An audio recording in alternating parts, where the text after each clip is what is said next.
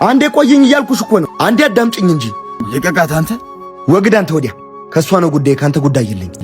ልቀቀኝ። ከኔ ምንም ጉዳይ የለህም። ጥፋቴን እንኳን ሳትነግሪኝ ፍቅሬን አስቶ ያሸፈተሽ ምን ጉዳይ ነው? በቃ ሰለቸኛ እኮ ፍቅሬ። በቃ ተወኛለች አይደል እንዴ?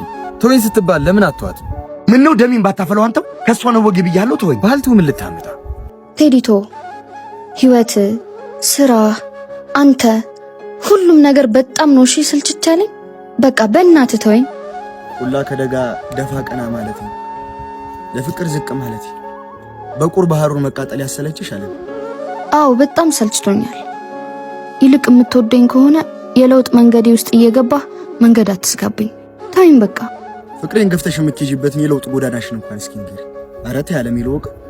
ላገባ ነው እኮ። ማንን አለሚ? ቤተሰቦቼ ከከተማ ሀብታም አጭተውልኛል። ለአንተ ፍቅር ብዬ የምመኘውን ህይወት ማጣት አልፈልግም። በይ እንግዲህ ምን እላለሁ? ይቅናሽ። ፍቅር ከሞላው ቤት ይልቅ በነዋ ያጌጠው ኑሮ አጓጉቶሻል አይደል? በሂጅ። ለምንድን ነው ይቅናሽ የምትለኝ?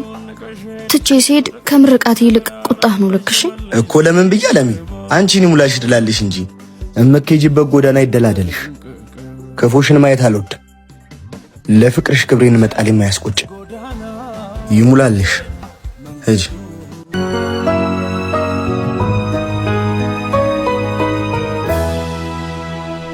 Can someone to kill were a joking